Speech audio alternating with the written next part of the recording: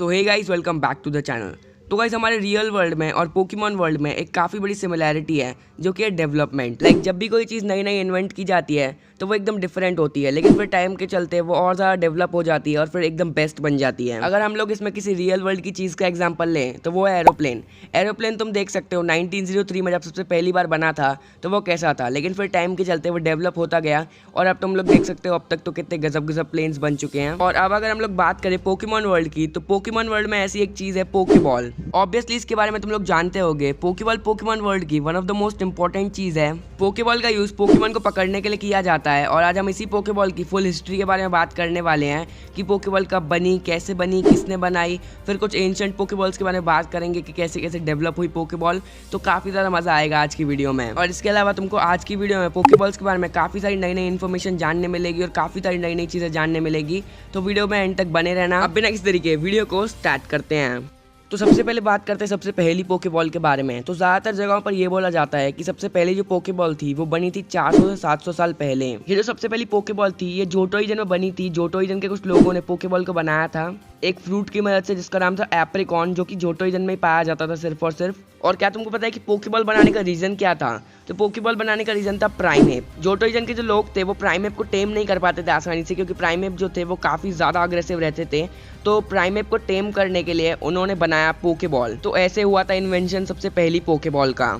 लेकिन लेकिन लेकिन लेकिन क्या तुमको पता है कि इससे पुरानी भी एक पोकेबॉल है? उस पोकेबॉल का नाम है द जायंट स्टोन पोकेबॉल। ये पोकेबॉल बहुत ही ज्यादा साल पुरानी है। जो पोकेबॉल फर्स्ट मानी जाती है यानी कि वो जोटो रीजन वाली, उससे भी ज्यादा पुरानी है। इस पोकेबॉल को 20,000 साल पहले होएन रीजन में बनाया था एक सेज के द्वारा। उस सेज ने इस पोकेबॉल को बनाया था एक क्लेडॉल को पकड़ने के लिए। लेकिन वो जो क्लेडॉल था वो कोई छोटा मोटा क्लेडॉल नहीं था, वो एक बहुत ही ज़्यादा जायंट क्लेडॉल था जो कि वहाँ तबाही मचाया जा रहा था। और उसी को पकड़ने के लिए एक सेज ने, जिसे द वाइट सेज बोला जाता है, उसने एक पोकेबॉल बनाई थी, एक जायंट पोकेबॉल बनाई थी इस क्लेडॉल को पकड़ने के लिए। और जैसा कि मैंने तुमको बताया कि जो पोकेबॉल है ये 20,000 साल पुरानी है, यानी कि तुम समझ सकते हो बहुत ज़्यादा साल पुरानी है। और जिस पोकेबॉल को फर्स्ट पोकेबॉल माना जाता है यानी कि वो जोटो रीजन वाली एप्रिकॉन पोकेबॉल, वो बनी थी 700 साल पहले और ये बनी थी 20,000 साल पहले। तुम समझ सकते हो कितना ज़्यादा बड़ा डिफरेंस है। मतलब यार तुम लोग समझ सकते हो, जिस पोकेबॉल को फर्स्ट पोकेबॉल माना जाता है उससे पहले भी एंशिएंट टाइम में पोकेबॉल्स एग्जिस्ट करती थी जो कि उससे भी ज़्यादा पुरानी है। और यार यहाँ पर तुम लोग इसका साइज देख सकते हो कितनी ज़्यादा बड़ी है। साइज में नॉर्मल पोकेबॉल्स के मुकाबले कितनी ज़्यादा बड़ी है। इसके बाद एक और ऐसी पोकेबॉल है जो कि बहुत ही ज़्यादा साल पुरानी है, लेकिन उसको भी फर्स्ट पोकेबॉल नहीं माना जाता। उस पोकेबॉल का नाम है पोकेलेंटिस पोकेबॉल। तुमने इस पोकेबॉल को देखा होगा, इसके बारे में सुना होगा। पोकेमॉन एनिमे का एक एपिसोड था और इस एपिसोड में हमको इस पोकेबॉल के बारे में फुल अच्छे से एकदम बताया गया था। बोला जाता है कि पोकेलेंटिस नाम की एक जगह थी जिस जगह पर एक किंग रहता था और उस किंग ने इस पोकेबॉल को बनवाया था। और ये भी बोला जाता है कि उसने ये जो पोकेबॉल थी ये हो को कैप्चर करने के लिए बनाई थी। और कुछ रूमर्स ऐसी भी हैं कि उसने कैप्चर कर भी लिया था इसके अंदर हो को, पर ये सिर्फ रूमर्स हैं। पोकेमॉन की ऑफिशियल वेबसाइट पर भी हमको बता रखा है कि ये सिर्फ रूमर्स है, ऑफिशियली कंफर्म नहीं है कि इसके अंदर हो है। और इस पोकेलेंटिस पोकेबॉल के बारे में ये भी बोला जाता है कि जो वो किंग था जिसने इस पोकेबॉल को बनवाया था, जब वो किंग मर गया तो उसकी जो स्पिरिट थी वो इस पोकेबॉल में कैप्चर हो गई और फिर तभी से उस किंग की जो स्पिरिट है वो इस पोकेलेंटिस पोकेबॉल के अंदर है। और बोला जाता है कि जो भी उस पोकेबॉल को उठाता है उस किंग की स्पिरिट उसके अंदर चली जाती है और उस आदमी को ईविल बना देती है।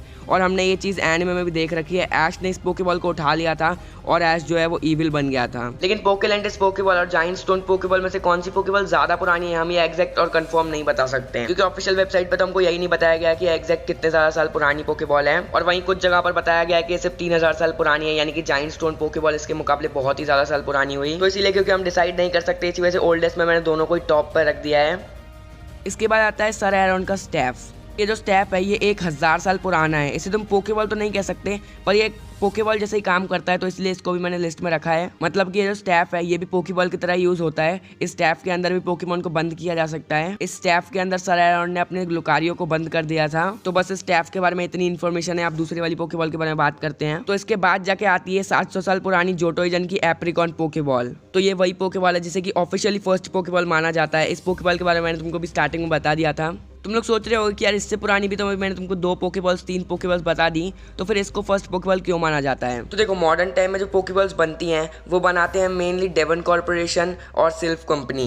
और इन कंपनीज को ये जो पोकेबॉल का आइडिया था ये आया था जोटो रीजन की एप्रिकॉन पोकेबॉल्स को देखकर। तो जैसे कि मैंने तुमको पीछे बताया था कि जो सबसे पहली पोकेबॉल्स बनी थी वो बनी थी जोटो रीजन में, जो कि जोटो रीजन की एप्रिकॉन पोकेबॉल्स थी। तो क्या हुआ था, उनके पोकेबॉल इन्वेंट करने के बाद पोकेबॉल बहुत ज़्यादा यूज होने लग गई और बहुत ज़्यादा पॉपुलर चीज़ बन गई। तो इसीलिए कैंटो रीजन की कंपनी सिल्फ कंपनी ने भी पोकेबॉल्स बनाना स्टार्ट कर दिया। लेकिन फिर सिल्फ कंपनी की रेड और व्हाइट कलर की पोकेबॉल्स एप्रिकॉन पोकेबॉल से भी ज़्यादा फेमस हो गई और फिर आज तक सबसे ज़्यादा फेमस वही है और वही सबसे ज़्यादा यूज होती हैं। तो देखो मेन रीज़न तो यही हो सकता है कि पहली बात तो एंशिएंट पोकेबॉल्स के बारे में ज़्यादा कोई जानता नहीं है, तो इसीलिए जो पोकेबॉल सबसे पहले यूज़ होना स्टार्ट हुई थी, सबसे ज़्यादा फेमस हुई थी शुरू में, वो थी एप्रिकॉन पोकेबॉल्स। इसी को सबसे पहले लोग यूज़ करते थे, तो सबको लगा होगा कि यही है सबसे पहली वाली पोकेबॉल। फिर इसके बाद आता है द ऑड की स्टोन। तो इस ऑड की स्टोन को 500 साल पहले बनाया गया था और ये भी अपने अंदर एक पोकेमॉन को कैप्चर कर सकता था। तो 500 साल पहले एक ऑरा गार्डियन ने एक स्पिरिटूम को हराकर इस ऑड की स्टोन के अंदर कैद किया था।